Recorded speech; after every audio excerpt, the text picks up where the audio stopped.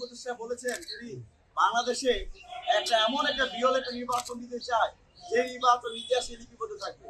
আমরা মনে করি বর্তমান যে আইন শৃঙ্খলা পরিস্থিতি, যেভাবে মানুষকে হত্যা করা হচ্ছে, এই ধারাবাহিকতা থাকলে আগামী ত্রয়োদশ জাতীয় সংসদ নির্বাচন গত 54 বছর ইতিহাসে সবচেয়ে বেশি হত্যা, সবচেয়ে বেশি সংঘর্ষপূর্ণ নির্বাচন হবে।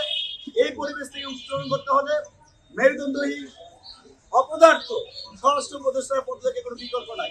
আর দ্বিতীয় যে বিষয়টি বলেছেন, আমরা দেখেছি যে অভ্যুত্থান পরবর্তী সময়ে বা অভ্যুত্থান চলাকালীন পাশাপাশি পরবর্তীতে বিভিন্ন ধারা থেকে অস্ত্র লুট হয়েছে। আমরা গত পরশুদিন যৌথ বাহিনীর অভিযানে দেখতে পেলাম একটা দলের নেতাকে সেই অস্ত্রের দায়ে তাকে গ্রেপ্তার করা হয়েছে। আমরা সেনাবাহিনীর প্রতি আহ্বান জানাই, যারা এখনো সেই অস্ত্র লুটের সাথে জড়িত, অস্ত্র লুটগুলো যারা উদ্ধার করতে পারে নাই, এই জন্য যে অপারেশনগুলো আরো জোরালোভাবে করা হয়। এর কারণে আমরাও মনে করি আপনাদের মতো করে যে গুলি করে হত্যা করা, এত পরিমাণ অস্ত্র থানা থেকে লুট হয়েছে, সেই লুট করা অস্ত্রের মধ্যে দিয়েই আজকে মানুষকে হত্যা করা হচ্ছে।